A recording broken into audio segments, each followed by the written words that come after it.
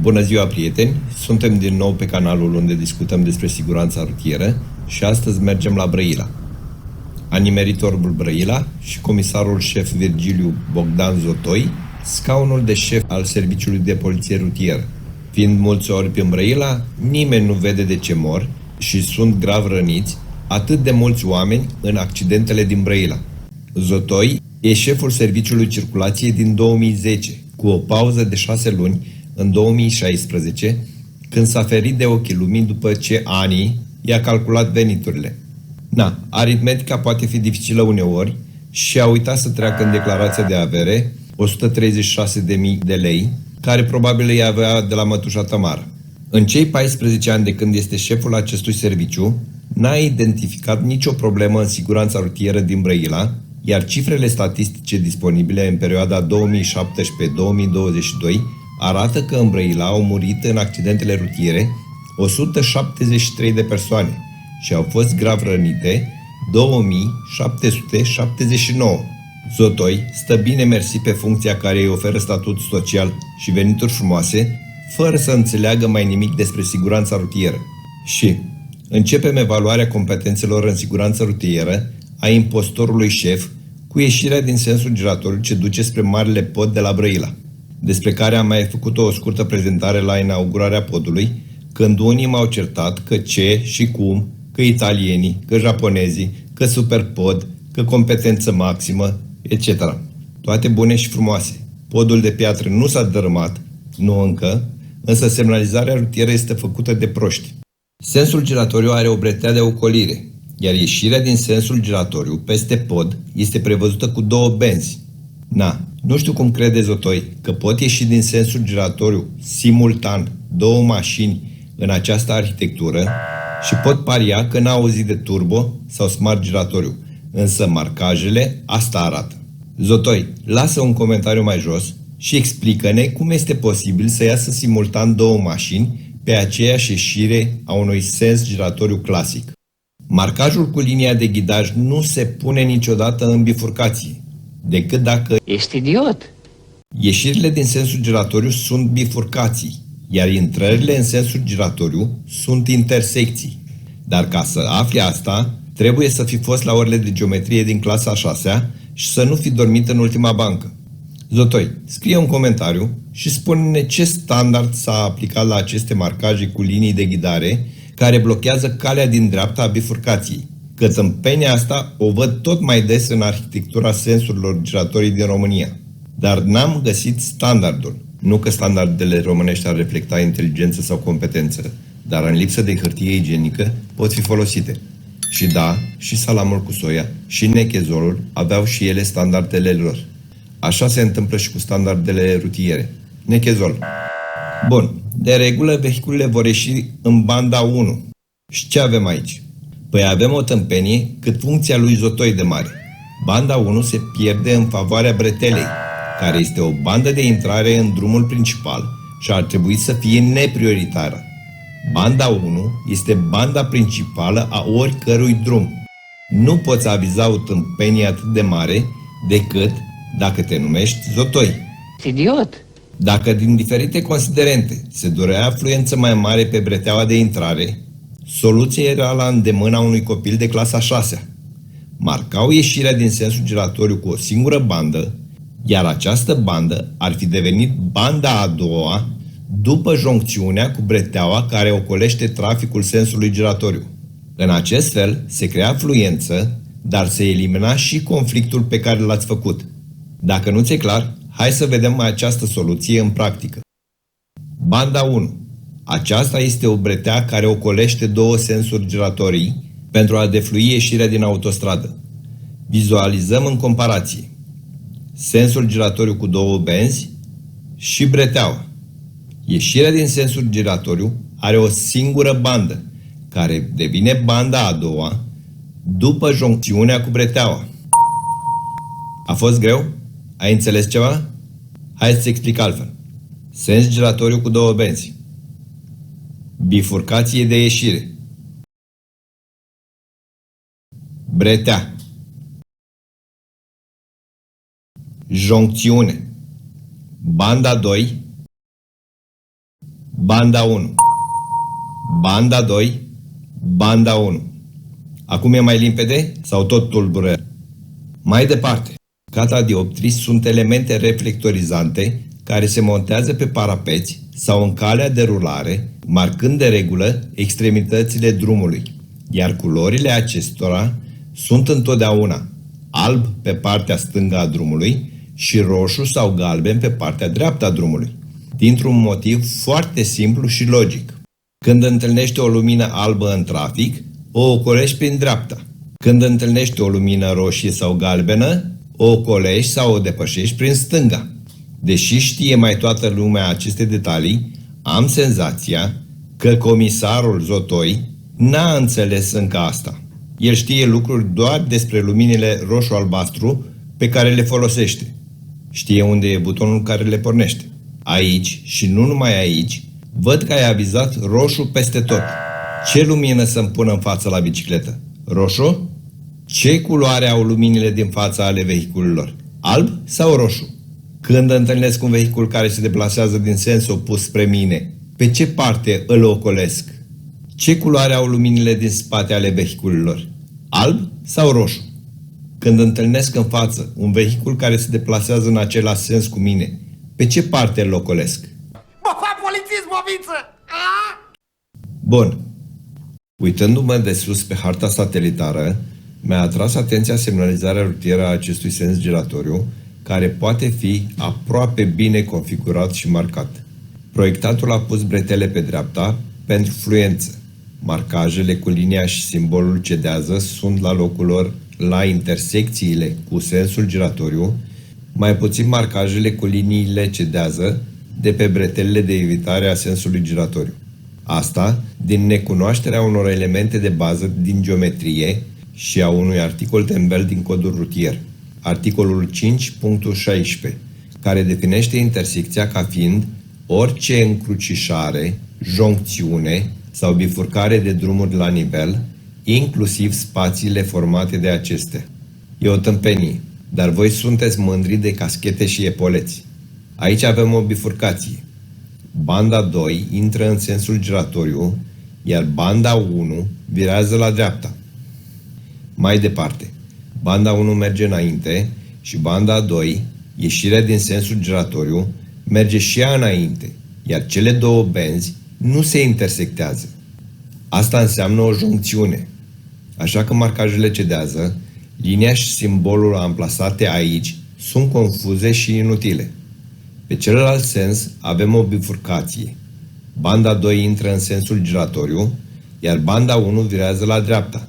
Cei ce merg la dreapta pe bretea vor ajunge într-o joncțiune cu reducerea sau pierderea benzii 1, aplicându-se regula de împletire, cu acordarea priorității pentru cei ce ies din sensul giratoriu, exact la fel ca intrarea în autostradă sau în drumurile expres, care au o bandă de demaraj. Așadar, simbolul cedează este corect marcat, doar că linia cedează trebuia să fie longitudinală, la separarea benzilor. Linia asta discontinuă nu este linia cedează, dar în lipsă de ceva mai bun, am putea să o asimilăm. Oricum, românii nu prea știu cum stă treaba cu marcajele, pentru că nu prea există. Pe celălalt sens, linia asta discontinuă nu e de aici. Aici trebuia marcaj clasic cu linie discontinuă, pentru că aici se formează bifurcația, iar pe joncțiune, la fel. Marcajul cu simbolul cedează este ok, doar că marcajul cedează transversal este ilogic și inutil. Aici considerăm că linia discontinuă este marcajul cedează longitudinal și se face împletirea cu cei ce ies din sensul giratoriu. Pe contrasens, aceeași tâmpenie. Nu punem marcajul longitudinal cedează pe bifurcație, iar în joncțiune, din nou, marcajul cu linia cedează trecerea pus transversal este inutil și tembel. Acum vă e clar că nu toate e o intersecție? Alo, Zotoi? Uite, chiar nu știam ce nume să dau motanului meu. Ceea ce este prost este faptul că acele mici insule sau mici spuaruri nu sunt semnalizate cu marcaje. Domnilor, bordurile nu fac parte din semnalizarea rutieră. Nu înțeleg de ce avizați Sau de ce închideți ochii la aceste tâmpenii? Toate aceste spații trebuie marcate corespunzător pentru ca Dorel să nu încalece peste aceste scoaruri, pentru că nu le-a observat, pentru că avea soarele în ochi sau pentru că l-au orbit farurile de pe contrasens. Uite, așa trebuiau continuate marcajele. Îi dau dreptate domnului Traian Băsescu când a zis școala românească produce tâmpiți, pentru că pot să identific unii foarte clar. Mulțumesc. Deci nu sunt singurul care gândește așa. Tot din satelit se vede și noroiul din acest nod rutier. Noroi care afectează atât distanța de frânare, cât și vizibilitatea pe vremea umedă, atunci când vehiculul din față aruncă tot noroiul ăsta în parbrizul nostru. Și dacă coborâm la sol, se poate observa cantitatea de noroi și pietriș existente în acest nod rutier. Domnul primar, s-a terminat apa pe Dunăre? Coborâți din mașina dumneavoastră frumoasă în noroi? Să vă stricați pantofii? Vă place noroiul? Sau doar decontați lucrări de întreținere doar pe hârtie? Brăila strânge un munte de bani din impozitele și taxele auto. Dar nu înțeleg cum faceți cu Zotoi. Vă tolerează? Închide ochii? Îi faceți partea? Sau doar tremură când aude de primar? Zotoi, ai curaj să scrii un proces verbal sau un tichet domnului primar? Sau îți zboară cascheta? Iar mausoleele astea sunt ziduri ale morții. Zotoi, ai idee ce se întâmplă când un idiot intră în zidurile astea?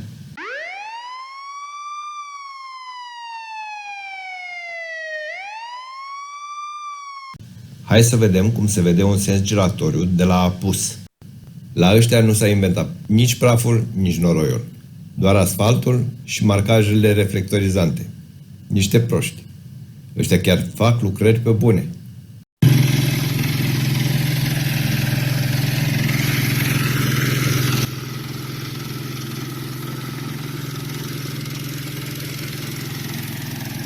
Și știi ce? Ăștia n-au apă dulce. Trebuie să o desalinizeze din ocean ca să spele drumurile. Dar ăsta e altfel. Hai să mai vedem un sens giratoriu. Arhitectura e aproape identică, dar există un mare dar. Darul Lukoil pentru Zotoi. Cât a fost darul Zotoi? Că nu pot să cred că ați avisat această linie dublă, discontinuă, fără dar. Fără dar de la Lukoil. Că rușii știu să fie foarte prietenoși atunci când își targetează obiectivele. Și interesul lor este ca și aceia de pe contrasens să intre în benzinărie fără să mai ocolească sensul giratoriu. Nici măcar celor din banda 2 de aici n-ar trebui să li se permită schimbarea benzii și intrarea în benzinărie, pentru că se creează un conflict și o ștrangulare de trafic cu cei din banda 1 ce intră în joncțiune de pe bretea. Ca să nu mai spun că cei din benzinărie n-ar trebui să poată vira la stânga. Direcția la dreapta ar trebui să fie suficientă pentru această ieșire. Pentru alte direcții ar trebui să iasă pe aici, iar mai apoi să urmeze sensul giratoriu. Zotoi, ceea ce spun eu este siguranță rutieră. Pe strada Pietății sunt 2 benzi. Avem un indicator ce ne anunță circulație în ambele sensuri și o trecere de pietoni la mare distanță. După trecerea de pietoni, ce facem? Vom avea doar o bandă pe sens. De la 2 benzi ajungem la o singură bandă. Cine intră pe direcția aia înainte? Cel din banda 1 sau cel din banda 2? Că nu văd niciun marcaj de pierdere a benzii pentru niciuna din benzi, iar marcajele existente le vezi doar în poze, că la 13,89 metri pe secundă, adică 50 de km la oră, nu prea ai cum să înțelegi care e traseul și configurația drumului. În Independenței la fel, 2 benzi pe sens, fiecare cu drept de circulație pe direcția înainte. După intersecție, va fi o singură bandă pe sens. Cine va continua și cine nu va continua? Cei din banda 2 vor spune că e banda lor, pentru că banda 1 e parcare. Când se izbesc între ei, cine primește asigurarea celuilalt? Să mergem în cartiere. Strada Pieței. Zotoi, unde e trotuarul? Cum să permiți circulația auto în lipsa trotuarului? Vezi că în descriere ai obligațiile poliției rutiere, dar găsești și măsurile pe care tu, ofițer superior, trebuie să le iei atunci când constați derapaje de la siguranța rutieră. Sau n-ai constatat nimic? Bun, Dacă n-ai constatat, mâine scrie o somație primăriei și le soliciți ca în 30 de zile să amenajeze trotuare, pentru ca pietonii să circule în siguranță. Dacă în a 31-a zi nu ai primit la avizare proiectul și primarul te ignoră, scrie o rezoluție prin care închizi acest drum, ca să nu te trezești în situația de la 2 mai. Știi tu, morți, televiziuni, corpul de control, un ministru care ne tot amenință cu reforme. Și aici văd indicatorul stop. Toate bune, doar că indicatorul ăsta se instalează în intersecție, nu unde vrea Dorel. Și ăsta? Ce e ăsta? Ai pierdut căruța, Zotoi? Ce faci când ai ajuns cu căruța aici? Întorci căruța în drum? Indicatorul ăsta trebuia pus la începutul segmentului de drum, astfel încât căruța să nu poată ajunge până în acest punct. Sau poate cineva își parchează calul și căruța în apartament? Pe strada Galați, 2 benzi pe sens, iar după intersecție, oprire interzisă, bun, ocolire prin stânga, accesul interzis, limitare la 30 și drum în lucru. Bun. Continuăm mai departe, chiar dacă accesul e interzis, că se contrazice cu indicatorul ocolire și ocolim prin stânga. Iar aici, dilemă. Baliza asta ne spune să ocolim prin dreapta. Zotoi, jură-te pe toți subordonații tăi că ai băut doar o bere. Următoarele balize le ocolim conform indicațiilor, da? Și apropo de subordonați, bă, cum acceptați să fiți conduși de niște idioți? Sau nu e clar nici pentru voi? Mergem pe bulevardul Dorobanților. Ce e mă cu coada asta de mașini pe linia de tramvai? Se lucrează ceva? E o deviere temporară? Oh, mama mia! Banda de stânga e pe linia de tramvai. Bă, cât de tâmpiți să fiți să blocați tramvaiul? Cei din Brăila, vă rog să-mi spuneți în comentarii cum se desfășoară traficul în Brăila, care e starea ambuteajelor și cum se circulă cu mijloacele de transport în comun. Cum mă să blochezi tramvaiul? Tu ai avizat tâmpenia asta, Zotoi? Și dacă n-ai avizat-o tu când ai devenit șef la rutieră, de ce n-ai cerut schimbarea arhitecturii? Că maică ta se laudă cu tine duminica la biserică. Le spune babelor și vecinilor că ai ajuns om mare, șef la circulație. Doamne ferește! Care este siguranța celor care așteaptă în stație tramvaiul? Oricând ar putea fi acroșați de vreun nebun care lunecă de pe linia de tramvai. Dacă cauciucurile sunt puțin prea umflate, derapajul e acolo. Și aici ce avem? Niște pietriși în zona de frânare? Care este siguranța pietonilor pe această trecere? Ai idee ce se întâmplă la frânare atunci când sub roți sunt pietre, nisip sau noroi? Cine te ține, mă, pe funcția asta să omori oameni? Tot pe Dorobanților, ceva mai încolo, văd că tâmpenia asta e standard brăilean. Banda de stânga pe linia de tramvai. La fel și pe celălalt sens. Iar pe dreapta, stație de taxicuri cu parcare în unghi ascuțit. Ca atunci când ies taxicurile din parcare, ori să le ceară clienților să-i piloteze pentru că nu au vizibilitate asupra drumului, ori să-i expună la vreo tamponare. Și aici, oprirea interzisă? Pentru cine e interzisă oprirea? Pentru cel de pe ultimul loc de parcare? Indicatoarele acționează din locul unde sunt instalate și până în prima intersecție. Care este raza de acțiune a acestui indicator? 1 metru? Da? Tu ai semnat avizul pentru indicatorul ăsta, Zotoi? Hai să vedem în județ ce ai mai avizat. Ce siguranță rutieră oferi tu brăilenilor? La Ianca, pe strada Sărățeni, probabil e postul de poliție. Aș vrea să știu cum iese mașina poliției din parcarea perpendiculară pe marginea drumului. Șoferul va ruga un pieton să-i spună dacă în calea de rulare circulă vreo mașină pentru a ieși în siguranță sau dă drumul la girofaruri și dacă îl izbește vreunul, asta e, ghinion, vina lui. Că altfel va trebui să iasă în orb, la fel cum sunteți și voi, orbi și cu neuronul șchiop, iar marcajele se termină la semafor. Asta e. Oamenii nici nu știu ce să ceară, nici ce să voteze. Au furat, dar au pus și un pic de asfalt. Nu-i așa? Și ce avem aici? Semafor, bun, indicator de trecere de pietoni, care trecere de pietoni. Și indicator stop. La câți metri de intersecție? Nu contează. Și de ce ați spus 2 indicatoare stop? Așa e trendul la Ianca? Primul e inutil. Bani aruncați pe fereastră.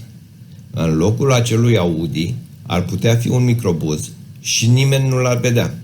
Zotoi, mâine cer primarului să pună marcaje și pentru trecerea de pietoni și pentru marcajul stop, da?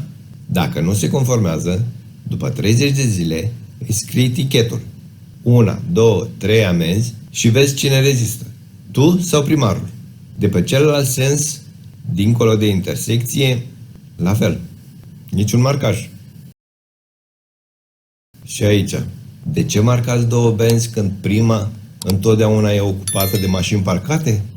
N-ar fi mai bine să faceți parcare legală în banda 1 și cale de rulare doar în banda 2?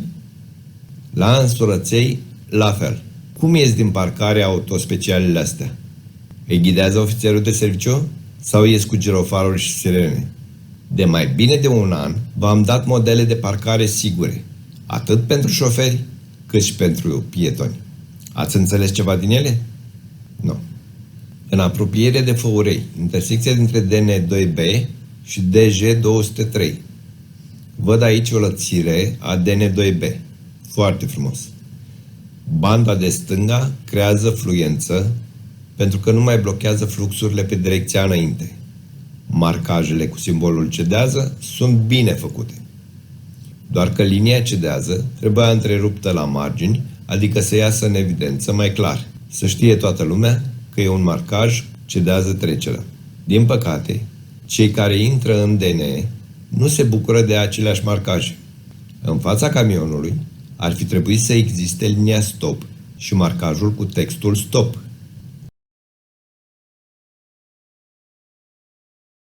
La fel și în fața autobuzului.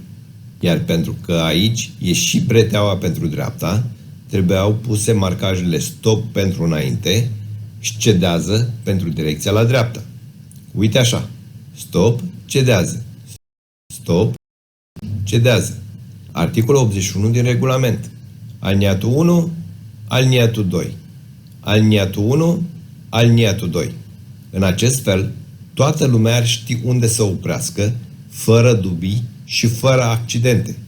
Iar dacă aici insula este corect marcată cu linie continuă, să o vadă și Dorel când se întoarce obosit de la muncă, de ce n-ați făcut la fel și cu insula de peste drum? Nu e necesar? Zotoi, tu ce spui? Semnezi orice și nu pui întrebări. Sau pui întrebări și constructorul e prietenos și rezolvă treaba altfel. Și intrăm în Făurei. Foarte tare. Drumul este curat și corect marcat, atât la axul drumului, cât și la extremități. Rămâne doar să mai trimiteți o patrulă, să-i întrebați pe ăștia cu BMW-ul cum se face parcarea. Sau nu vă atingeți de ei. Pe ăștia cu BMW-ul e șmecher care este. Făurei în România? Aici puteți pune un marcaj pietonal, dar să zicem că merge. Și aici, gata. S-a terminat și cu civilizația. Undeva la ieșire din Făurei. Asta e o stație de autobuz? Acolo se adăpostesc cu oameni? Circulația pietonilor este tot în sarcina ta, Zotoi. Iar ăsta se cheamă indicator? Zotoi, stai doar la birou? Subordonații merg la câmp, la cules de cartofi sau mai și patrulează? Nimeni n-a văzut indicatorul ăsta ieșuat? Mai departe, DG203 e drum prioritar, dar am o vagă bănuială că cei din drumul secundar vor circula cu viteză și nu vor vedea la timp indicatoarele stop. Iar dacă nu cer primăriei să pună marcajele stop, aici se vor mai produce accidente. Câte s-au produs în ultimii 3 ani? Cei de aici au indicatorul stop în umbră și este greu de observat. Ceilalți, de pe celălalt sens, dacă vin cu soarele în față, este foarte probabil să nu vadă indicatorul și să nu oprească la timp. Zotoi, voi sunteți responsabili de semnalizarea rutieră, care înseamnă comunicare. Comunicarea dintre administratorul drumului, și participanți la trafic, șoferi și pietoni, precum și comunicarea între participanții la trafic. Lipsa de comunicare, comunicarea defectuoasă, comunicarea contradictorie sau comunicarea prea subtilă duce la conflicte și cel mai adesea la accidente, datorită faptului că mulți dintre participanții la trafic nu vor înțelege sau nu vor percepe la timp mesajul și asta echivalează cu lipsa de comunicare. Comunicarea trebuie să fie fermă, clară, ușor de înțeles de oricine, indiferent de nivelul de pregătire și sau de educație, de abilitățile individuale, viteza de reacție, gradul de atenție și concentrare, care poate fi diferit de la un individ la altul și care poate fi afectat atât de factori psihologici, precum dispoziția, problemele familiale, sociale sau profesionale ale individului, cât și de factori naturali, precum vremea, clima, ora din zi și așa mai departe. Peste jumătate dintre evenimentele rutiere se produc datorită semnalizării rutiere lipsă, confuze sau contradictorii, iar voi pare să fiți niște fecioare neprihănite. Voi contribuiți la cifrele statistice zi de zi. N-aveți ce căuta în poliție. Anumiți polițiști au devenit complici morali la crimă. Eu lucrez cu acest sistem. Domnule ministru, episodul următor îl facem la Buzău, că la București avem mai mult de lucru. Avem mai multe de arătat despre competența responsabililor. Vom avea câteva episoade. Am rugămintea să-mi răspundeți la e-mail-ul din august de anul trecut, că n-aș vrea să calc cu stângul în Buzău. Poate la rutieră e vreun coleg de bancă, de clasă, de școală, nu știu. Cum care e-mail? Întrebați-l pe Despescu. Poate le ține el la sertar. Și mă gândesc că și domnul Ciolacu e tot din Buzău. Na, știți cum e. N-aș vrea să deranjez. Dacă șeful de la rutieră e vreun nepot ceva. Asta a fost pentru azi. Abonați-vă la canal, pentru că voi continua să-i demați pe acești impostori care vă pun viața în pericol zi de zi. Butonul like este gratuit. Iar dacă veți distribui aceste videoclipuri, ați putea să deschideți mintea și multora care ajung vinovați fără vină și nu știu că au dreptul de a cere daune poliției rutiere, care este garantul siguranței rutiere, prin semnalizarea rutieră pe care o avizează, o controlează, iar în caz de derapaje, îi sancționează pe cei care fură bugetele locale destinate semnalizării rutiere și întreținerii drumurilor. Dacă vreți să vedeți și grozăviile din alte județe, click aici pentru a urmări întregul playlist. Să ne reauzim cu bine, fără evenimente.